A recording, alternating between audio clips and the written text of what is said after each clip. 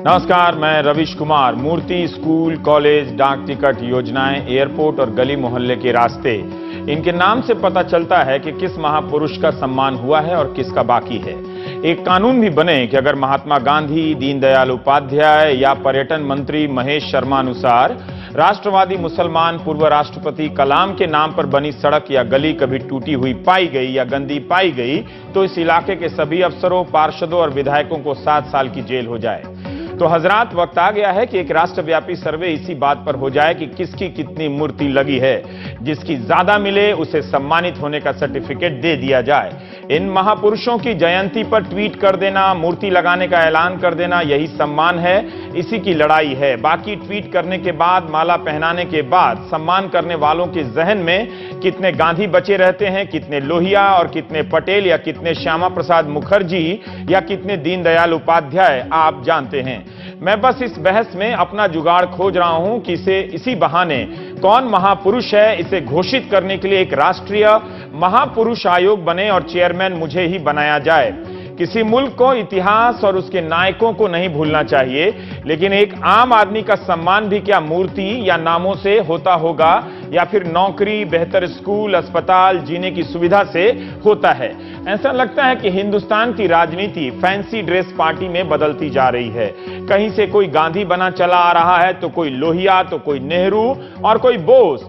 उम्मीद है fancy dress के लिए आप अपने बच्चों को अंबेडकर और ज्योतिबा फूले भी बनाते होंगे। लक्ष्मीबाई के साथ साथ सावित्रीबाई भी बनाते होंगे। गांधी जी की तरह एक जंतर आपको देता हूं। नजर घुमाकर देखिए कि इतिहास का गौरव गान आपके अलावा कौन कर रहा है। कहीं वो आपके जैसा तो नहीं है, खाता पीता गाता और घूमते रहने वाला मध्यम वर्ग। क्या आपने रेल लाइन की पटरियों के किनारे मच्छरों से बदन को कटवा रहे लोगों को भी नायकों का गुणगान करते देखा है? बजबजाती नालियों के साथ जीने वाले लोग भी क्या उसी तरह से नायकों की याद में करवटें बदलते होंगे जैसे हमारी मध्यम वर्गीय राजनीति? अजीब ढोंग है जो मिडिल क्लास विषय के रूप में इतिहास पढ़ने से इतनी नफरत करता है, वही नेताओं के साथ इतिहास का गुणगान भी करता है। खैर, आपके प्रिय मुल्क में आज कहीं ना कहीं किसी किसान ने आत्महत्या तो की ही होगी। उसने किस इतिहास और नायक को याद किया होगा? आप जरा सोचिए। राजनीति को फालतू बनाने में आप लोगों का यह सहयोग भी इतिहास याद रखेगा। यही मुझे कहना था कभी ना कभी, सो आज मौका लगा तो कह दिया। लेकिन अगर कोई बात रहस्य की तरह हो जाए तो वर्तमान का दायित्व तो बनता ही है कि उससे पर्दा हटे। सरदार पटेल जिस तरह से चुनावी राजनीति में काम आते रहे हैं, उस तरह से नेताजी कभी काम नहीं आए। लेकिन अब लगता है कि मूल समस्याओं से ध्यान हटाकर जनमत बनाने में उनकी अहम भूमिका तय हो चुकी है। नेताजी हम सब के हीरो रहे हैं। नेताजी सुभाष चंद्र बोस भारत की आजादी की लड़ाई की उस विविधता के मिसाल हैं, प्रतिनिधि हैं, जहां सब गांधी नहीं थे, जहां सब नेहरू नहीं थे और सब सरदार पटेल नहीं थे। ये उस दौर की खासियत थी कि कोई भगत सिंह था, कोई चंद्रशेखर आजाद, तो कोई खुदीराम बोस, तो कोई लोकमान्य तिलक, तो कोई डॉक्टर आंबेडकर। नायकों की ऐसी विविधता आपको सिर्फ दुनिया के इसी हिस्से में मिलेगी। सब एक दूसरे के साथ थे, सब एक दूसरे के लिए थे, मगर सब एक दूसरे से स्वतंत्र थे। आज की राजनीति सबको सबसे भिड़ा रही है। आज पश्चिम बंगाल की मुख्यमंत्री ममता बनर्जी ने एक साहसिक कदम उठाया। ममता बनर्जी ने हाईकोर्ट के आदेश के बाद नेताजी के अंतिम दिनों से जुड़ी 64 फाइलों को सार्वजनिक कर दिया। उनके अंतिम दिनों में क्या हुआ, इसे लेकर रहस्य है। ममता की इस घोषणा के पीछे राजनीति हो सकती है, लेकिन यह सवाल तो कब से जोर मार रहा है कि नेताजी के साथ दरअसल क्या हुआ था। कोलकाता के पुलिस म्यूजियम में ममता ने इन फाइलों की डीवीडी बनाकर जारी कर दी। सोमवार से आम जनता भी इन फाइलों को पढ़ सकेगी।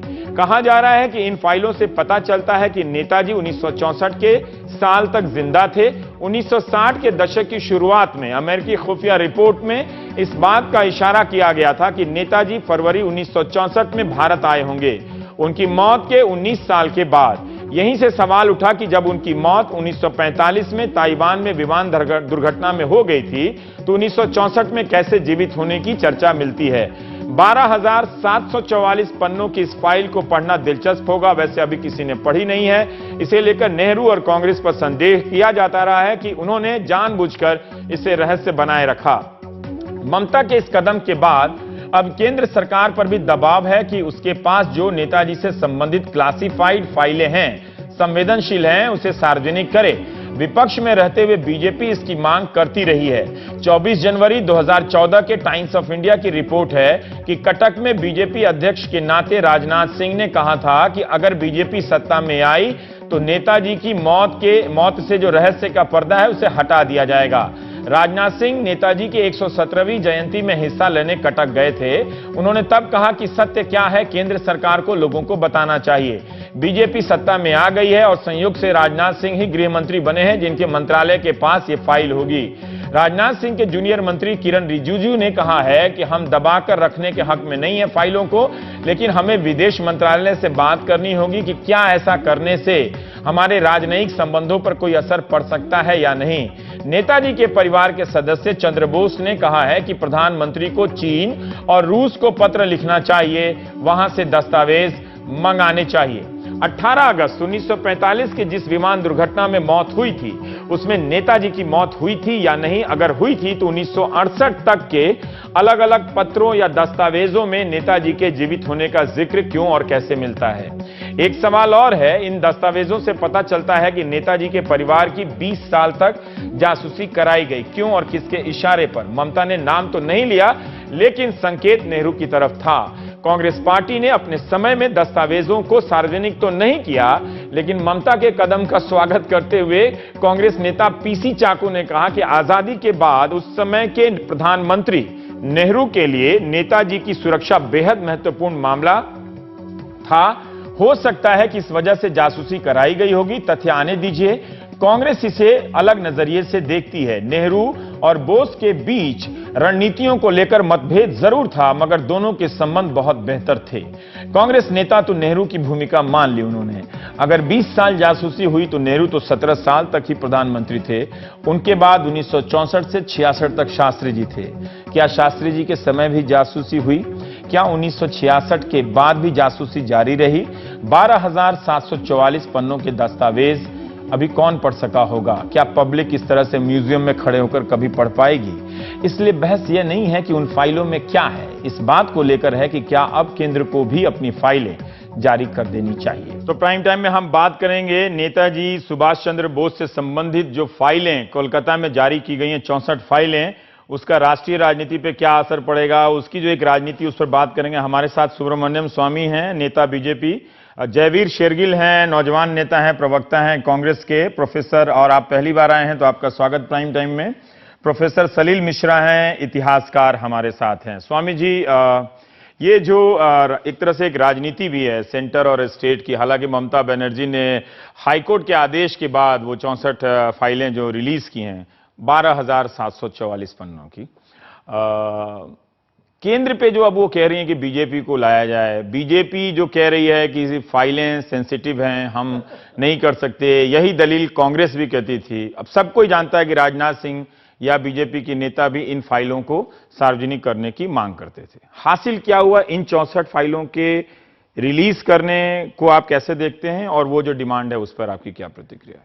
इसमें जहां तक पहले मैं बंगाल का जो रिलीज हुआ उसका जो मुख्य बात जो निकली है वो ये है कि एक तो फाइल नंबर 58 में स्पष्ट है कि अमेरिका और ब्रिटिश इंटेलिजेंस ने कभी ये माना नहीं कि सुभाष चंद्र बोस ताइवान में एयरप्लेन क्रैश में मरे। उसका रिकॉर्ड्स है। और यही पूर्वी जस्टिस मुखर्जी कमीशन जो थी, उसने वो पहला कमीशन था जो ताइवान में जाकर जांच किया। आपको आश्चर्य होगा, शाहनवाज खान की जो जांच थी वो नहीं गए, और खोसला वहाँ गए तो थे परंतु कोई जांच नहीं की, सिर्फ टाइपे में रहकर आ गए। अब उस जांच जब पूर्वी जस्टिस कमीशन मुखर्जी कमीशन की जो रिपोर्ट थी उसमें CIA और अमेरिकन गवर्नमेंट के दोनों के जवाब थे उनकी चिट्ठी की जी, क्योंकि ताइवान का कब्जा अमेरिका ने 3 सितंबर को किया था 1945। ये 18 अगस्त 1945 में तथाकथित घटना में उनकी देहांत हुई थी। तो उन्होंने उस समय उस कमीशन को कहा था कि हमारे पास कोई रिकॉर्ड नहीं है कि ये क्रैश हुआ या कोई जले हुए लाश हॉस्पिटल में दाखिल हुआ। अस्पताल जहाज ही वहां पर क्रैश हुआ है या नहीं हुआ, उनके पास कोई रिकॉर्ड नहीं था। कोई रिकॉर्ड नहीं, उन्होंने तो इतना कह दिया कि कोई हुआ ही नहीं। हाँ, विमान दुर्घटना नहीं। हाँ, और हॉस्पिटल में कोई रिकॉर्ड नहीं है जली हुई लाश को लाया गया। तो ये सारी जो बातें हैं ये अभी मालूम नहीं कि जो पहली बात तो ये है। दूसरी बात है कि क्या कारण हो सकता है कि उनके परिवार पर इतनी निगाह रखी गई, कौन सी क्रांति वो करने वाले थे। यही मैं समझता हूं कि जवाहरलाल नेहरू का डर था। क्या हम ठीक ठीक जानते हैं कि उस दौर में, आप नेहरू जी का नाम लेने जा रहे हैं, सरदार पटेल की जासूसी नहीं हुई होगी, या सरदार पटेल ने गृह मंत्री तो सरदार पटेल ही थे। नहीं, वो ठीक है, बट मैं आपको बता रहा हूं कि ये सारी जो जानकारी है तो एक्सटर्नल अफेयर्स मिनिस्ट्री से आई, और external affairs minister Jawaharlal Nehru थे। अब लेकिन जासूसी विदेश मंत्री के कहने पर होती है या गृह मंत्री के? नहीं, ये जो ब्रिटिश परंपरा थी वो तो बहुत एस्टेब्लिश ब्रिटिश परंपरा रही होगी कॉलोनियल स्टेट में। नहीं, ये सारे फाइल्स में से ये बात निकलेगी कि जवाहरलाल नेहरू ने बीसी रॉय को, चीफ मिनिस्टर को, सीधा खत लिखा, और वो स्टेट से सर्विलेंस कराया गया, सेंटर के गृह मंत्रालय से नहीं कराया गया। ये इसकी आप पुष्टि करना चाहते हैं? नहीं, ये तो है उस रिकॉर्ड में, इसकी आप पुष्टि करना चाहते हैं। आप कह रहे हैं रिकॉर्ड में है, लेकिन सेंटर का कहना है सर कि ये हम नहीं जारी कर सकते हैं, जो उसके पास सेंसिटिव फाइल है। नहीं, वो कहते हैं विदेशी संबंध बिगड़ जाएंगे, यही ना। वो क्या बिगड़ सकता है? मैं कहता हूं कि सोवियत यूनियन आज है नहीं, आज रशिया है, वो सोवियत यूनियन नहीं है। कोई स्टालिन को मानने वाला नहीं है, राइट। दूसरा है, ब्रिटेन में कंजर्वेटिव पार्टी की गवर्नमेंट है। मैंने अभी अप्रैल में गया था लंदन, मैंने पूछा, उन्होंने कहा कि हमें क्या जाता है, बदनाम होगी लेबर पार्टी, हमें क्या है इसमें। तो वहां भी नहीं। ये बनावटी कारण है। मुझे खेद की बात है कि कौन से कारण है कि इसी कारण को कांग्रेस भी बनाती रही, इसी कारण को बीजेपी भी बनाती रही? कांग्रेस का तो समझ सकते हैं, क्योंकि सीधा बीजेपी का मैं बता रहा हूं, मैं जब मंत्री था चंद्रशेखर के प्रधानमंत्री काल में, उस समय चंद्रशेखर ने मुझसे कहा कि जापान बड़ा आग्रह कर रहा है कि वो जो एशेज हैं पड़े हुए हैं रिंकोजी टेम्पल में सुभाष बोस के, उसको हमें ले लेना चाहिए। अब पता करो कि करना चाहिए कि नहीं चाहिए, इतने साल नहीं किया। तो फिर मैंने जांच करते समय 2 फाइल्स मुझे दिखाई गए थे, और उस 2 फाइल में उन्होंने मुझे पढ़ने नहीं दिया, परंतु उसकी जो जिस्ट है वो नोट चिपका के दिया था। उसमें ये एक था कि जो जवाहरलाल नेहरू की जो स्टेनोग्राफर थे श्यामलाल जैन मेरठ के, उन्होंने कहा कि 26 दिसंबर 1945 को रात को 11 बजे नेहरू ने फोन किया, तुम तुरंत आओ, असफ अली के घर में दरियागंज में था, और मैं आपको पजामा पहनी है तो पजामा में ही आ जाओ। तो उसने एफिडेविट दिया है कि उस एफिडेविट में उसने कहा कि मैं गया था, तो जवाहरलाल नेहरू ने एक हाथ में लिखी हुई नोट को कहा कि इसको टाइप करो। उसमें यह था कि स्टालिन का मैसेज था, अच्छा, कि मेरे पास सुभाष बोस हैं, क्या करना है। और फिर उसने डिक्टेशन दिया था एटली को, जवाहरलाल नेहरू ने, कि स्टालिन से मुझे खबर मिली है और ये सुभाष बोस तो आपका वॉर क्रिमिनल है, तो ये आपकी जिम्मेदारी है। अच्छा, तो ये सारी चीजें तो इतना नेहरू मेमोरियल के डायरेक्टर को बीजेपी हटा रही है, तो यही सारी चीजें सामने लगे ताकि वो डायरेक्टर नहीं, उनके पास नहीं है, ये तो सिर्फ बीजेपी के पास नहीं, ये सिर्फ सुब्रमण्यम स्वामी के पास है। उस समय पीएमओ के तरफ से। एक बात बताइए, अगर 20 साल तक जासूसी हुई, तो नेहरू तो 17 साल तक ही प्रधानमंत्री थे, बाकी 3 साल किससे हो गए? जी नहीं, मैं तो यही हम ये दावे के साथ कैसे जानते हैं कि क्या सरदार पटेल इतने मजबूत नेता के रहते हुए सरदार पटेल का नेहरू अलग से बोस की जासूसी करा सकते हैं? मैं ऐसे ही जानना चाहता हूं। यदि सरदार पटेल की नाम आएगी तो मैं समझता हूं कि हम लोगों को क्या है, उनका नाम आने दीजिए। उनका नाम तो सरदार पटेल तो 1950 में उनकी देहांत हो गई थी, और ये सरदार पटेल को उस समय से 1945 से ही पता था ऐसा जब 5 साल तक नहीं पता होगा, सरदार पटेल को तो पता होना चाहिए। नहीं होना चाहिए तो आपका अनुमान है। हाँ, नहीं आपका भी बहुत सारे बात अनुमान पे लग रहा है। विदेश देखिए, क्या मैं मान सकता हूं कि जो आदमी इतना हैंड्स ऑन मिनिस्टर रहा हो, उसको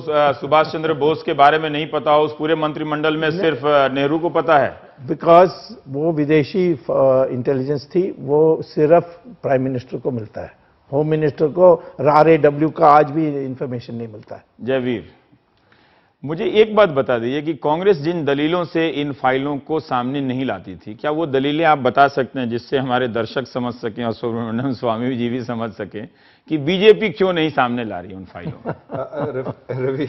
रवि जी, मैं 3-4 बातें रखना चाहूंगा। हाँ। राजनीतिक भी और वकील होने के नाते कानूनी भी। अच्छा। क्योंकि इसमें दोनों राजनीतिक और कानूनी पहलू दोनों। पहला, कांग्रेस का स्टैंड। देखिए, आज इतने वर्ष हमने इस मुद्दे को लेकर कोई लुक्का छिपी नहीं खेली, ना ही इसको मुद्दे को राजनीतिक छड़ी तो सामने कर देते जैसे सामने इसलिए कि रिपोर्ट थी कि बंगाल में स्थिति बिगड़ सकती है, विदेशी जो हमारे फॉरेन कंट्रीज उनके साथ रिश्ते हैं वो भी क्या बिगड़ सकते हैं? वो इस दुनिया में नहीं है, उनके होने को लेके वो इस देश के नायक हैं और उनकी दुनिया तो वो बंगाल तो ये बात जानता है ना कि वो इस दुनिया में नहीं हो सकते हैं, ठीक है? तब भी तो ये क्या मतलब, ये कुछ इसी से और संदेह पैदा होता है ना कि हो क्या सकता है। गांधी की हत्या हो गई तो इस देश में क्या ऐसा हो गया? ऐसा तो हुआ नहीं है ना। तो नेताजी सुभाष चंद्र बोस की मौत हो गई है, ये बात अगर बंगाल को पता चल जाए और देश को पता चल जाए तो क्या हो जाता या क्या हो जाएगा? रवि जी, शायद लगता है तभी इसको क्लासिफाइड इंफॉर्मेशन कहा जाता है कि क्या हो सकता है, शायद ये भी क्लासिफाइड इंफॉर्मेशन। यही मैं जानना चाहता हूं, मैं इस डर को समझ नहीं पा रहा हूं। डर रवि, ये तो जो मौजूदा सरकार है वो डर बता सकती है क्या है। मैं जो स्थिति जो आज बता रहा हूं, आज क्या हो रहा है, क्या हो रहा है, आज हम क्यों चाहते हैं कि इसको डिक्लासिफाई। स्वामी जी के जो इन्होंने स्टैंड लिया उसको सपोर्ट करता हूं। क्यों? आज क्या हो रहा है, हमारे जो जितने स्वतंत्र सेना लीडर हुए हैं, महान लीडर, आज वो एक सनसनी का विषय बन के रह गए हैं। भारतीय जनता पार्टी एक छड़ी की तरह घुमाया, राजनाथ जी ने कटक में बोला कि होना चाहिए डिक्लासिफाई, फिर MOS होम ने 17 दिसंबर 2014 का कह दिया हम नहीं डिक्लासिफाई करेंगे। अब बंगाल में चुनाव है, क्या वाकई ही नेताजी से कोई लगाव है, पारदर्शिता से लगाव है, कोई राजनीतिक मकसद है? हम सब जानते हैं ममता जी फॉरवर्ड ब्लॉक को अपनी तरफ खींचना चाहती है, जो लेफ्ट का हिस्सा है। तीसरा, भारतीय जनता पार्टी ने एक कमीशन बिठाई थी हाल ही में मई में, जो उन्होंने देखा ऑफिशियल सीक्रेट्स एक्ट और राइट टू इंफॉर्मेशन एक्ट की स्टडी की जाए और देखा जाए कि जो ये गोपनीय जानकारी है क्या ये जनहित में रिलीज हो सकती है कि नहीं। क्या जनहित इतना बड़ा है कि जो कारण था जिस वजह से इसको गोपनीय रखा गया उससे भी बढ़कर है। तो ये निर्णय सरकार को पर हमें लुक्का छिपी का खेल बंद कर देना चाहिए। आपने भी ये खेल खेला, हमने देखिए आपने भी खेल खेला ना, इतना लंबे समय तक आरोप लगा ना। आप अपना तो बताइए, मतलब 2014 से ये लोग हैं। मुझे लगता है कोई भी ये आरोप कांग्रेस पे नहीं लगा सकता। ये तो अपनी पार्टी पे आरोप लगा रहे हैं, आरोप नहीं लगा रहे तो सवाल तो कर रहे हैं कि उनको करना चाहिए और उनको कोई रुकावट नहीं आनी चाहिए, वो है ना। तो जितनी ईमानदारी से सुब्रमण्यम स्वामी बोल रहे हैं उतनी ईमानदारी से तो आप तो बोलिए कि गलती हो गई। नहीं, आप तो बोलिए ना, इतना क्या डरना है राजनीति में? नहीं तो ये इतिहास की गलतियां जो हैं वो कैसे ठीक होंगी? मतलब मैं समझ नहीं पा रहा हूं कि खुलेआम इस देश में किसी ने गांधी को मार दिया, मारा ना इस देश में, बिल्कुल क्या हो गया? रवि जी, तब भी तो देश है ना, खेल होता। गांधी के नाम का इस्तेमाल कितने लोग करते हैं, जिसे मन में आता है वो कर लेता है। तो नेताजी की मौत हुई, ये बात मैं समझ नहीं पा रहा हूं शेरगिल साहब कि ये बात पब्लिक को अगर बता दी जाए कि ये डॉक्यूमेंट हैं, स्टालिन ने क्या कहा, अमेरिका ने क्या कहा, इटली ने क्या कहा, दुर्घटना हुई थी या नहीं हुई थी, एक मुकम्मल बात तो सामने आनी चाहिए ना। रवि जी, मैं बिल्कुल सहमत हूं आपकी बात से 100%। खेल तब होता अगर कांग्रेस पार्टी किसी चुनाव से पहले एक बात कहती, चुनाव के बाद और भाषा बोलती। हमने एक स्टैंड बरकरार रखा। दूसरा, अगर बंगाल में स्थिति बिगड़ सकती थी, वो बिगड़ सकती थी। तीसरा, हमारा हर कानून, आप कोई भी कानून उठा के देख लीजिए, और स्वामी जी भी कानून के काफी बड़े जानकार हैं, सीक्रेट एक्ट का कोई मायना नहीं होना चाहिए। प्रोटेक्टेड इंफॉर्मेशन, क्लासिफाइड इंफॉर्मेशन का कोई मायना नहीं। मारने से पहले किसने कानून की किताब पढ़ी थी, है ना? ये तो सत्य नहीं, ये ऑफिशियल सीक्रेट्स में नहीं आएगा। एक बात मैं जोड़ देता हूं, ये प्रिविलेज डॉक्यूमेंट्स की जो कानून है, जो वो तो एक समय के बाद सार्वजनिक हो जाते हैं, इतिहासकारों को मिल जाते हैं। मैं कह रहा हूं कि ये सारी बोगस आर्ग्यूमेंट्स हैं। हाँ। और मैं अक्टूबर में कोर्ट में चले जाऊंगा यदि आप नरेंद्र ये सब मोदी- मत कीजिए, नहीं तो आपको मंत्री नहीं बना रहे हैं ये मैं लोग। मंत्री नहीं और बनना मैं चाहता चाहता हूं आप मंत्री बने, क्योंकि आप इनकम टैक्स हटाने की बात कर रहे हैं। तो आप अभी तो- हमारा जो लेटेस्ट प्रॉब्लम है स्वामी जी, उसको सॉल्व कीजिए, नेताजी को छोड़ दीजिए, आप ममता जी देख लेंगे। तो आप इतनी ही आलोचना मत कीजिए मेरे शो में। मैं चाहता हूं कि आप वित्त मंत्री बने और टैक्स कम से कम खत्म करें। पर सलील, मैं एक बात जानना चाहता हूं कि ये जो फियर, डर का जो प्ले हो रहा है पॉलिटिक्स कांग्रेस की तरफ से, जो जस्टिफाई किया जा रहा है, मैं नहीं संतुष्ट हो पा रहा हूं। एज ए हिस्टोरियन, उन डॉक्यूमेंट्स के एक्सेस को आप कितना इंपॉर्टेंट मानते हैं? क्या एक हिस्टोरियन को उन डॉक्यूमेंट्स का एक्सेस है? मैं नहीं समझ पा रहा हूं कि 12,744 पन्नों का दस्तावेज कोई म्यूजियम में घूमकर कोई पब्लिक पढ़ लेगी और फिर उस पर अपनी कोई राय बना लेगी। तो जाहिर है कोई ना कोई प्रोफेशनल तरीके से उन दस्तावेजों की समझ पेश करेगा। मैं आपसे जानना चाहता हूं। मैं एक इतिहासकार के नजरिए से बोल रहा हूं और निश्चित रूप से हमें इस बात का स्वागत करना चाहिए कि नेताजी के ऊपर कुछ नई फाइल्स, नए डॉक्यूमेंट्स हैं, वो आए और अगर उनकी लाइट में हमारी जो अभी की समझ है, अगर उसमें कुछ तब्दीलियां आती हैं, अगर कुछ इजाफा होता है तो बहुत अच्छी बात है। उससे कोई बहुत बड़ी वहां पे बहुत बड़ी तबाही होने नहीं जा रही है। अभी तक हमारी एक समझ है, वो मैं किसी कॉन्स्पिरेसी थियरी की बात नहीं कर रहा हूं, जो हमने पढ़ा है नेहरू और सुभाष बोस के जो डिफरेंसेस थे, गांधी सुभाष बोस के डिफरेंसेस थे, सुभाष की अपनी राजनीति में 1938 के बाद जिस तरह की तब्दीली, दोनों दोस्त थे, नेहरू और बोस तो बहुत नजदीक थे, उनके चिट्ठियों में रुद्रांशु है। मुखर्जी की किताब पढ़नी चाहिए। 42 तक नेहरू ने सुभाष बोस को डिफेंड किया है, बाद में मैं उसमें बताऊंगा। तो ये सारी बातें हमारी जानकारी में हैं, काफी क्लियरली हैं, और उसमें कोई, मुझे नहीं लगता कि कोई कॉन्स्पिरेसी थियरी कोई उसको बहुत अपसाइड डाउन कर देगी, मुझे कम से कम नहीं लगता है। लेकिन अगर नया डेटा है, नए रिकॉर्ड्स हैं जिनसे कि नई बातें पता लगेंगी तो बहुत अच्छा है।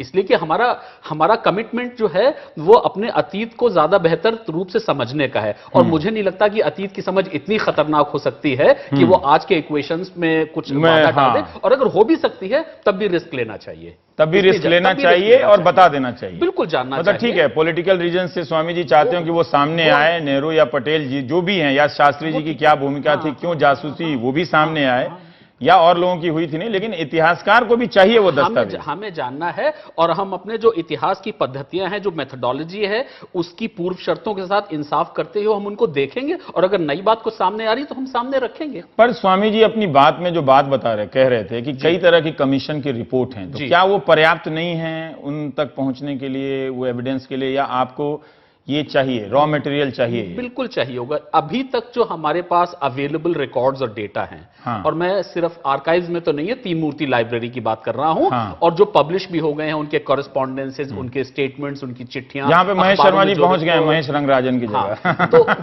उन सबके आधार, रंगराजन गए, शर्मा आ गए, ठीक है, उन सबके आधार पर एक हमारी समझ है सुभाष बोस के बारे में, जवाहरलाल नेहरू, गांधी, उनके आपस में जो संबंध थे, वो एक, मुझे लगता है कि अभी तक मैं किसी कॉन्स्पिरेसी थ्योरी में नहीं जा रहा हूं, लेकिन वो हमारी समझ है जो मेरे हिसाब से हिस्टोरिकली काफी वैलिड है, उस पर बहस की जा सकती है। लेकिन अगर आगे आने वाला डेटा उसमें कुछ बहुत ही बुनियादी तब्दीलियां ला रहा है, तो बिल्कुल आना चाहिए, क्योंकि हम जानना चाहेंगे, और उसको सेंसेशनलाइज किए बगैर, इसीलिए मैंने कहा कि ऐतिहासिक पद्धतियों का, इस जरूरी से आपकी पार्टी ने देश को डिनाई किया है। अगर ये एक इतिहासकार की बुनियादी जरूरत होती है, वो सिर्फ इतिहास सिर्फ पॉलिटिकल पार्टी के लिए जरूरी नहीं है। अगर आपने इतिहासकारों को ये उपलब्ध कराया होता आपकी पार्टी ने, तो राजनेताओं को उसमें बहुत मौके नहीं मिलते राजनीति करने। रवि जी देखिए, एक इन्होंने बहुत अहम बात की है कि क्या हम इसलिए छुपा रहे थे कि कोई कॉन्स्पिरेसी थ्योरी है, क्या इसलिए छुपा रहे थे कि बंगाल की स्थिति खराब होगी, या इसलिए छुपा रहे थे कि दूसरे देशों से हमारा रिश्ता बढ़ गया। आज जो कागज आए हैं, जो मैंने थोड़ा मुझे मौका मिला देखने में, उससे एक बात साबित हुई। कॉन्स्पिरेसी थ्योरी ये चल रही थी कि गवर्नमेंट सरकार, नेहरू जी सरकार स्नूप कर रही थी, यही पहले चल रहा था। नेहरू जी को मालूम था कि नेताजी कहां थे। अमिया बोस के बारे जापान के एम्बेसडर से पूछा तो वो भी इस तरफ इंडिकेट करता है कि जासूसी चल रही थी। पर कभी स्नूपिंग, स्वामी जी का तजुर्बा मुझसे बहुत ज्यादा है, कभी भी स्नूपिंग किसी पब्लिक फाइल पे नोटिंग तो नहीं होती। सर्वेलेंस और स्नूपिंग में बहुत बड़ा अंतर है। कॉन्स्पिरेसी में स्नूपिंग, सर्वेलेंस में क्या ये नहीं हो, नेहरू जी बल्कि जानना चाहते थे नेताजी कहां हैं, परिवार को वो अगर संपर्क करते तभी सर्वेलेंस चल रही थी, मुझे उनको भी लगता हाँ, जब मुझे दोनों मालूम दोस्त करना थे तो चाहिए। नेताजी नेहरू जी को भी फोन कर सकते थे कि नेहरू मैं आ गया हूं, मतलब पहले परिवार को करते ये भी थे, हो नेहरू सकता जी को था। करते। इस तरह के जापान को अगर एम्बेसडर को चिट्ठी लिखी हमने बोस के बारे, तो ये जो स्नूपिंग की कॉन्स्पिरेसी कि क्या हमें अपना कोई डर भय था इसलिए हम छुपा रहे, वो ये आज का जो चंद्र खुलासा बोस हुआ जी है, हैं उसको हमारे हटा। साथ, सुभाष चंद्र बोस जी के पोते हैं। चंद्र बोस जी, आपका स्वागत है। मैं एक बात जानना चाहता हूं कि ये जो फाइल की पॉलिटिक्स है उसे बंगाल के विधानसभा चुनावों से जोड़ा जा रहा है। असेंबली इलेक्शन जो होने वाले हैं, क्या आपको लगता है कि इस वजह से जोड़ा गया है? ममता बनर्जी ने इसे सार्वजनिक किया है? देखिए, कोई राष्ट्र आगे नहीं बढ़ सकता है आपका इतिहास भूल जाने से। तो इतिहास हम लोग भूलने नहीं दूंगा। तो ममता बनर्जी ने ये जो डिक्लासिफाई किया है 64 फाइल, ये तो खाली परिवार के दिख से नहीं, भारत के जनसाधारण के दिख से एक कॉन्ग्रेचुलेशन उनको हम लोग को ये मानना ही पड़ेगा, अच्छी काम हुआ है। मगर ये राजनीति का बारे में जो आप बोल रहे हैं, देखिए सच्चाई का साथ क्या राजनीति होता। आप सच्चाई सुभाष चंद्र बोस का क्या हुआ था 18 अगस्त 1945 साल के बाद, ये तो भारत की जो जनसाधारण है वो जानना चाहता है। तो ममता जी ने जो किया है ये सच्चाई के लिए किया है, तो इसमें राजनीति जोड़ना सही नहीं रहेगा। चंद्र बोस जी, तो भारत ऐसा है जी, भारत सरकार का कहना है ऐसा कि हम ये फाइल जो है उनके पास वो बहुत संवेदनशील फाइल हैं, विदेश मंत्रालय से पूछेंगे, देखेंगे कि जो डिप्लोमेटिक रिलेशंस हैं उन देशों से उस पर असर हो या ना हो, तो वो इतनी जल्दी हां कहने के फिराक में नहीं है। देखिए, सुभाष चंद्र बोस देश नायक था, भारत की जो क्रांतिकारी में है जो श्रेष्ठ था। तो अभी उनका क्या हुआ था, ये दूसरा कोई राष्ट्र के साथ क्या संपर्क रह सकता है। आज संपर्क खराब भी होता है, तो देश की जनता आज उनका मांग है कि नेताजी का सच्चाई सामने लाना चाहिए। आज क्लेमेंट एटली ने जो बताया है, जो देश भारत से ब्रिटिश सरकार चले गए, नेताजी सुभाष चंद्र बोस आजाद हिंद फौज का जो संग्राम था और आईएनए ट्रायल्स के लिए, तो ये तो दूसरे कोई राष्ट्र के साथ क्या ये मतलब है। भारत की जनता ये चाहता है जो सुभाष चंद्र बोस का सच्चाई केंद्रीय सरकार सामने लाए। अगर सुभाष चंद्र बोस जीवित थे या किसी तरीके से भारत आ गए, और कई तरह के कहानियां बंगाल में चली कि वो अष्टमी को आने वाले हैं या 26 जनवरी को आने वाले हैं, ये सब हम लोग सुनते थे और अभी भी सुनते हैं। लेकिन चंद्र बोस जी, मैं ये जानना चाहता हूं कि वो अपने से उन्होंने परिवार को क्या कभी संपर्क किया? ये आपके इतिहास में है, स्मृति में है कि उन्होंने खुद से भी संपर्क किया हो नेताजी ने? और एक और सवाल है कि नेहरू क्यों जासूसी कराना चाहेंगे? जी, नेहरू जी को मालूम था जो सुभाष चंद्र बोस का मृत्यु नहीं हुआ, उन्होंने जीवित है, मगर उनको लोकेशन पता नहीं था। अच्छा, कहां पर उन्होंने है, तो उसीलिए अमियोनाथ बोस मेरा पिताजी के ऊपर 20 साल के ऊपर 20 साल का तो फाइल मिल चुका है, शायद और फाइल केंद्रीय सरकार के पास है। तो 20 साल तक एक हाई लेवल स्नूपिंग, इसी स्नूपिंग किसी तरह का स्नूपिंग होता, पहले भी हम सुन रहा था। स्नूपिंग जो हुआ 24 घंटा 14 आईबी ऑफिशियल्स, ये तो एक टेररिस्ट को भी इतना सम्मान नहीं दिया जाता है। अमियोनाथ बोस तो टेररिस्ट नहीं था। पर Chandra Bose ji, member of parliament थे लोकसभा में, इंडियन एम्बेसडर थे बर्मा में जी, तो उनके ऊपर जासूसी, इंटरनेशनल जासूसी। पर अगर नेहरू को इतना खतरा था तो उनको उन्होंने, एक सेकंड सर, अगर नेहरू को इतना ही खतरा था तो उन्होंने उनको बर्मा में अपना राजदूत क्यों बनाया? दूसरा मैं ये जानना चाहता हूं कि 20 साल तो नेहरू नहीं थे।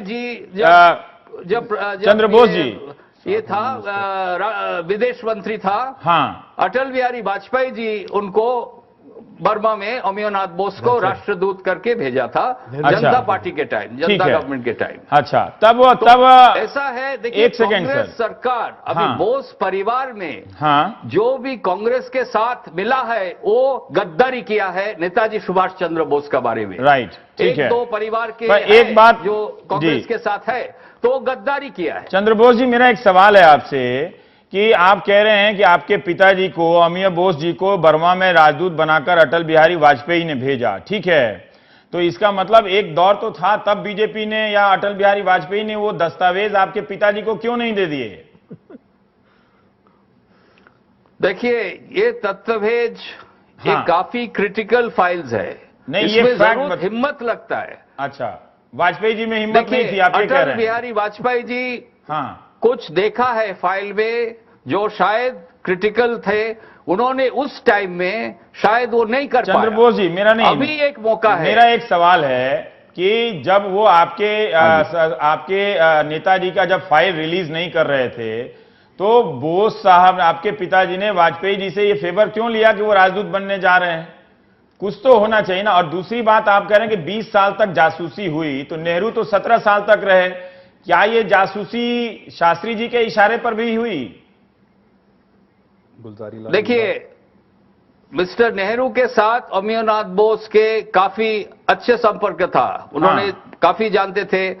पहला चिट्ठी अमियोनाथ बोस मिस्टर नेहरू को लिखा था जे एक सरकार के एक कमीशन गठन करना चाहिए, देश की जनता नहीं मानता है, जो सुभाष चंद्र बोस का मौत हुआ था, ठीक है। तो उन्होंने चिट्ठी का जवाब दिया जे नहीं, हम क्या कर सकता है प्रधानमंत्री होके। अमियोनाथ बोस सजेशन दिया था जे सुप्रीम कोर्ट का, chief justice of supreme court का एक अंडर में एक कमीशन गठन करना होना चाहिए। उन्होंने नहीं माना। उसके बाद जितना भी प्रधानमंत्री आया है, अमियोनाथ बोस चिट्ठी दिया है, कोशिश किया है, पार्लियामेंट में रेस किया। आप जो बता रहे अटल बिहारी वाजपेयी के बारे में, कोई भी सरकार ये तो नहीं था, जो अमियोनाथ बोस नहीं, ये तो उनका ये एग्रीमेंट नहीं था जो आप पहले दस्तावेज सामने लाइए, उसके बाद ही हम राष्ट्रदूत हो सकता है। अटल बिहारी वाजपेयी जी अमियोनाथ बोस को बर्मा राष्ट्रदूत बनाया था नेताजी के लिए, बिकॉज बर्मा में नेताजी का एक्टिविटी था। तो वहां जाके क्या ढूंढे आप? कुछ बात समझ में नहीं आ रही है। चंद्रबोस जी, एक सेकंड, बर्मा में हमको भेजिए, हम उधर डॉक्यूमेंट्स देखेंगे। सुभाष चंद्र बोस का ये जो अंतर्धान रहस्य है, इसका बारे में हम डॉक्यूमेंट्स देखने वाला है बर्मा में। तो क्या मिला था, उसकी कोई जानकारी है जो बर्मा में वो देख कर आए? क्या विदेश में जो राजदूत बनता है उसका दूसरे देश के डॉक्यूमेंट देखने की छूट होती है क्या? अगर बर्मा में मैं राजदूत बन जाऊं तो वहां के विदेश, टफ क्वेश्चन तो नहीं पूछ रहा हूं, तो छोड़ दूं नहीं, मैं टफ नहीं पूछूंगा। क्या जो बर्मा में वो गए तो उनको बर्मा में एक्सेस था एक, और दूसरे आपकी बात में एक बात है, आप कह रहे हैं कि कांग्रेस के परिवार ने, नेहरू परिवार ने गद्दारी की नेताजी के साथ, फिर आप कह रहे हैं कि आपके पिताजी का नेहरू के साथ संबंध भी अच्छा था। नहीं, ये संबंध पर्सनल रिलेशन, पर्सनल। देखिए, पहले राजनीति में जो पर्सनल रिलेशंस कभी खराब नहीं होता है, लेकिन गद्दारी करते थे। राजनीति में फर्क हो सकता है, राइट। मगर ऐसा है, सुभाष चंद्र बोस और सुभाष चंद्र बोस का परिवार गद्दारी नहीं किया, नेहरू जी ने गद्दारी किया है। ये माना जाता था। देश की जनता को जानना चाहिए। Nehru step Subhash Bose at the back. आप एक सवाल का जवाब दीजिए कि नेहरू ने गद्दारी की थी, तब तो ये बहुत अच्छा है बीजेपी सरकार को बता देने के लिए, लेकिन उनके गृह राज्य मंत्री ने तो कहा कि हम नहीं बता सकते, बड़ा मुश्किल काम है ये। इससे आसान काम है नेहरू मेमोरियल का डायरेक्टर बदल देना। अब बताने पड़ेगा, अभी सरकार के पास कोई ऑप्शन नहीं रहा। ठीक है, नरेंद्र मोदी जी सरकार को आज बताना ही पड़ेगा, सुभाष चंद्र बोस का क्या हुआ था पहले ये जो 18 अगस्त 1945 साल के बाद। ये वैलिड बात है, अगर परिवार वैसे भी जानना चाहे कि क्या है, मतलब नहीं, वो तो होना ही है। कोई ऐसा कोई कारण नहीं है। मैं कह सकता हूं, मैं तो थोड़ा निकट भी था इसमें जब मैं मिनिस्टर था। इसमें कोई कारण नहीं है इसको दबा के रखने के लिए। नहीं, मैं जानना चाहता हूं, एनडीए का पूरा एक सरकार का दौर गया, आप वाजपेयी खुद विदेश मंत्री थे, इन लोगों के पास तो वो निकाल सकता था डॉक्यूमेंट। सिर्फ हम नरेंद्र मोदी को ही क्यों पकड़े? मैं अब एनडीए के जो वाजपेयी थे, उन्होंने राहुल गांधी को बॉस्टन एयरपोर्ट से क्यों छुड़वाया? तो उन्होंने नेताजी को क्यों नहीं कराया इतना? तो मैं ये कह रहा हूँ ना, इसमें हम क्यों वो जाएं? क्यों राहुल गांधी परिवार से मिले हुए थे? क्या ये वाजपेयी राहुल गांधी से मिले हुए थे? गांधी परिवार से मिले हुए थे? छुड़वाया तो था। हाँ। वो पकड़ा गया था वहां, उसको छुड़वाया था। रवि जी, मैं जिससे मैंने बात शुरू की थी, क्या नेताजी से वाकई लगाव है कि राजनीतिक मकसद है? और पूरे सम्मान के साथ चंद्र बोस जी का दो बातों का उत्तर नहीं दे पाए। सिर्फ निशाना कांग्रेस क्यों आपने, और नेहरू जी क्यों? तीन आपने बहुत से कहा, तीन प्रधानमंत्री रहे, गुलजारी लाल नंदा, लाल बहादुर शास्त्री, फिर Indira Gandhi, 7 home minister. IB home ministers को रिपोर्ट करती है, सी राजगोपालचारी, कैलाशनाथ काटजू, ऐसी, फिर गुलजारी लाल नंदा। जो स्वामी जी कह रहे हैं कि वो विदेश रॉ आईबी रिपोर्ट करती है। 34 साल लेफ्ट गवर्नमेंट रही बंगाल में, एनडीए सरकार रही। ये इतनी झिझक क्यों है चंद्र बोस जी में कि सिर्फ नेहरू, पंडित नेहरू और कांग्रेस की तरफ तीर जो लगा रहे हैं? क्यों नहीं? ये कहते हैं डर की बात, इनको क्यों डर नहीं है? उतनी ही जोश से बोले, हाँ मोदी जी ने हमारे साथ फोटो खिंचवाई, फोटो के बाद भूल गए। जब चुनाव आता है, ममता जी ने अब फॉरवर्ड ब्लॉक को अपनी तरफ खींचना था, पूरा कर दिया ममता तो ने। ये जो कठोर शब्द के दम दिखाना पड़ता है, इसी जोशो विरोध से अब भारतीय जनता पार्टी से सवाल उठा है। पॉलिटिक्स वाली बात सही है क्या? कौन सी पॉलिटिक्स? ये जो पॉलिटिक्स की एक पार्टी को छोड़ के दूसरे पार्टी को लगाया जा रहा है कि अगर ये पॉलिटिकल पार्टी के पास, हम किसी गवर्नमेंट को चांस क्यों नहीं दे रहे हैं? मैं समझा नहीं। मैं इतना नेताजी के फाइल को छुपाने में इनके हिसाब से लेफ्ट, एनडीए का एक पूरा रूल गया, फिर जनता दल सरकारों का दौर गया, ये सब शामिल थे। मुझे पता नहीं, दरअसल हुआ ये है अब कि तो मुझे भी मन कर रहा है कि वो फाइल जाके मैं देखूं कम से कम। एब्सोल्युटली, तो सबसे बेहतर दूध तो का यही दूध, पानी का होगा पानी। कि बेहतर ये है फाइल्स कि हमारे पास आ जाए। दरअसल में हुआ ये कि नेताजी की पर्सनैलिटी, उनकी पॉलिटिक्स और एक खास तरह की मिस्ट्री जो उनकी लाइफ की तरफ रही, बहुत ही ड्रामेटिक एक तरह से, मैं पॉजिटिव सेंस में ड्रामेटिक कह रहा हूं। तो 50s और 60s में अटकलबाजी का इतना तगड़ा, बीसीओ लोग थे जिन्होंने दावा किया कि वो नेताजी है, नेताजी वहां प्रकट होने वाले हैं, गुमनामी बाबा का किस्सा, और फैजाबाद झारखंड में रेलवे स्टेशन है जहां से वो आखिरी, और नेताजी जिंदा है और नेताजी किसी दिन आएंगे, और ये सब इतना बड़ा एक पूरा बाजार था और इतना बड़ा गॉसिप पूरा मार्केट चल रहा था कि एक अजब तरह का हेलो और धुआं, मतलब मिस्ट कोहरा ऐसा छा गया उनके ऊपर में, जो कि हमारी हिस्टोरियंस की कम्युनिटी में नहीं था। मतलब हमारी डाइवर्स, तो आपके हिस्टोरियन की कम्युनिटी ने डिमांड क्यों नहीं की? नहीं, हमारे पास क्यों नहीं डिमांड की कि भाई हमें वो एक्सेस चाहिए? जो रिकॉर्ड के जो कानून हैं उसके हिसाब से तो सारे एक पर्टिकुलर समय के बाद, खास समय के बाद तो दस्तावेज लाइब्रेरी में चले जाते हैं ना, आर्काइव में। जी, दो बातें। पहली बात तो यह कि एक तो काफी तो डेटा हमारे पास था 30s और 40s का, आज भी है। लेकिन उनकी दूसरा, मौत का डेटा, हिस्टोरियंस की कम्युनिटी, हिस्ट्री कांग्रेस लगातार ये डिमांड करते हैं कि 30 साल के बाद सारे डॉक्यूमेंट्स को डिक्लासिफाई करना चाहिए।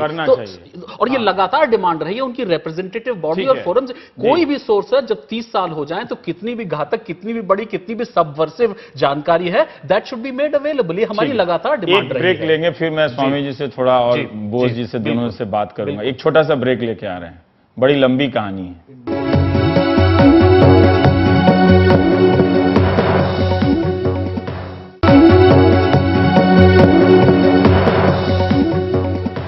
हम ब्रेक से लौट आए हैं। स्वामी जी, मुझे एक बात बताइए कि जो शेरगिल साहब का कहना, वो बात भी सही लगती है कि 30-35 साल लेफ्ट की सरकार गई है। सही बात है ना? बीजेपी की ये दूसरी सरकार का दौर है, फिर जनता दल का पूरा लंबा दौर है। तो मतलब हम ये भी एक रहस्य क्रिएट किया जा रहा है कि कांग्रेस इस फाइल को छुपा कर रखना चाहते थे। नहीं, ये बात तो सही है कि हम लोगों को अटल बिहारी वाजपेयी की सरकार को ये जो यूनाइटेड फ्रंट गवर्नमेंट थे उसमें तो कांग्रेस भी थी, तो इसलिए उनको मैं समझ सकता हूँ। थोड़े उस समय लोहिया के प्रभाव में प्रो नेहरू थे। वाजपेयी के लिए हमारे पास कोई कारण नहीं है। मैं ये समझता हूँ कि उस समय वाजपेयी जी की अप्रोच थी कि इस विपक्ष में नेहरू परिवार की नेतृत्व है, माने उनके परिवार से निकले हुए लोग, उनका नेतृत्व है, इनको दुखी नहीं करना है। वो तब तक एक सेंटिमेंट था, वो एक था, उनका पहले से था। वो तभी से ये लोग लोहिया को तिलांजलि दे चुके थे। अच्छा, तभी से बिल्कुल। कर्पूरी अब मैं ये उम्मीद नहीं करता था कि नरेंद्र मोदी ऐसे होंगे। अच्छा, आप फिर नरेंद्र मोदी का विरोध मत कीजिए, क्योंकि आपको वित्त मैं मंत्री नहीं विरोध की बनाएंगे वो। बात नहीं है, देखो हाँ। हम लोकतंत्र पार्टी से हैं, तुम इतना गुलाम मत बनना। मैं ये कहता हूं कि हाँ। मैं आज दावा करता हूं कि थोड़े दिन में नरेंद्र मोदी इसको पब्लिक कर देंगे। क्या ये क्योंकि मैं बता रहा हूं, हाँ। उनको भी यही समझाया गया कि इससे फिर सरकार और पार्लियामेंट चलाना मुश्किल हो जाएगा। अच्छा, ये वाला एंगल आ गया इसमें। ओ, तो अब तो पता लग गया कि इसमें स्वामी जी एक इसका और कोई- मतलब नहीं, मैं देखिए, मैं आपको बता रहा हूं कि जो मेरी जानकारी है, आप जानते हैं कि कई चीजों को मैं पता कर लेता हूं। हाँ, वो तो मैं जानता हूँ। हाँ, इसमें निश्चित आएगी, फाइल टाइप होती है, इसमें- कॉपी आपके पास आती है। इसमें निश्चित ये बात है कि जवाहरलाल नेहरू, एटली और स्टालिन ने मिलकर सुभाष चंद्र बोस की भविष्य तय की।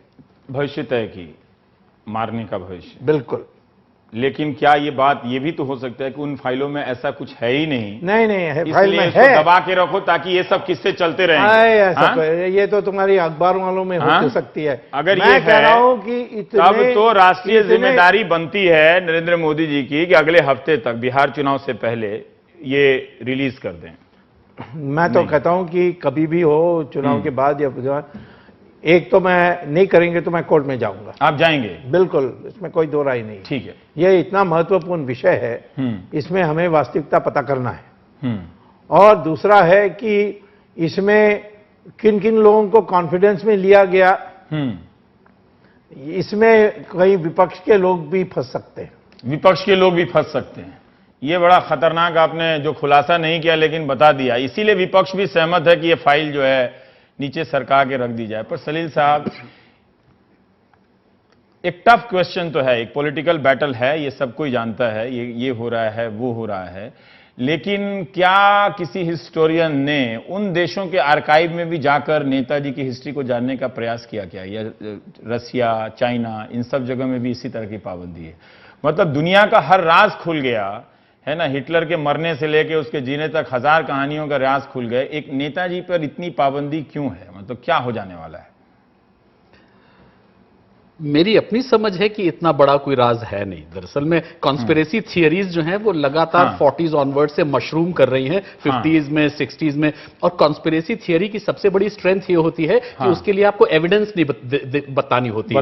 इसलिए तभी तो कॉन्स्पिरेसी थियरी कि रियलिटी जो है वो सरफेस के अंदर कहीं पर है, वो अवेलेबल नहीं है, और इसीलिए वो कॉन्स्पिरेसी थियरी। अब क्या कांग्रेस को आंदोलन नहीं करना चाहिए? इतना अच्छा है, स्वामी जी देखिए अपनी पार्टी के खिलाफ जाके केस करने के लिए तैयार है, तो आप लोग भूल सुधार कार्यक्रम के तहत सितंबर में तो केस कर दें जाके नेताजी के की फाइलों को कुछ तो कीजिए। रवि जी, पहले मैं ये स्पष्ट कर दूं, हम चाहते हैं जनहित में नहीं, जो हमारे महान नेता हैं। आपके चाहने का रिकॉर्ड बहुत खराब है। हम ऑन रिकॉर्ड बोल रहा हूं, शायद वही ऑन रिकॉर्ड, आपके चाहने का रिकॉर्ड बहुत खराब। जब पार्लियामेंट में बैठेगी, लोग हंस रहे होंगे, पार्लियामेंट बैठेगी तब भी बोलेंगे कि जनहित में नहीं, इन नेताओं के हित में, स्वतंत्रता सेनानियों के हित में। आज कहीं से हमें देख रहे होंगे तो कह रहे होंगे हमें एक सनसनी का विषय बना दिया है, नेहरू जी को बोस जी से लड़ा दिया, पटेल जी को इससे लड़ा दिया, इस हित में कि इनको रोज एक मसाला खबर ना बना के इस हित में सबको खुलासा कर देना चाहिए, दूध का दूध कर देना चाहिए। बिल्कुल ठीक है। ये अगर काम आपकी पार्टी पहले कर चुकी होती तो एक किताब भी आ गई होती, सलील साहब के नाम कम से कम एक किताब तो होती। क्या आप भी कोई नरेंद्र मोदी सरकार को डेडलाइन दे रहे हैं कि इतने समय तक दे देना होगा, या इस तरह से मांग चलती रहेगी? क्योंकि शेरगिल साहब ने एक बात कही कि आपने लेफ्ट पर उंगली नहीं उठाई,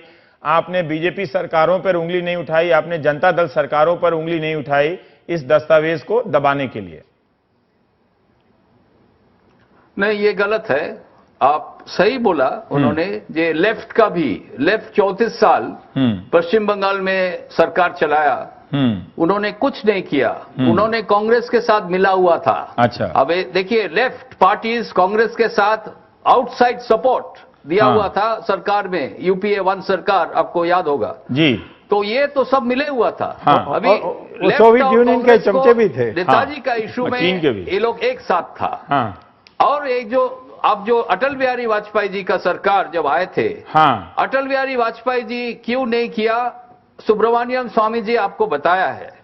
देखिए, एक चीज जो है, राजनीति से हट के ये काम आपको करने पड़ेगा। हाँ। आप खाली राजनीति में रहेंगे तो सुभाष बोस का ये अंतर्धान रहस्य वैसे ही रह जाएगा, रहस्य रह जाएगा। तो अभी और एक चीज जो हमको बताना आपको चाहिए जी, जे कांग्रेस एक बहुत बड़ी पार्टी है, ये स्वाधीनता संग्राम के साथ जुड़े हुए हैं। कांग्रेस को आगे आना चाहिए और कांग्रेस नेता जो गद्दारी किया है उनको कांग्रेस ही एक्सपोज करे। अच्छा, ये बहुत बढ़िया बात पार्टी है। Is above political leaders.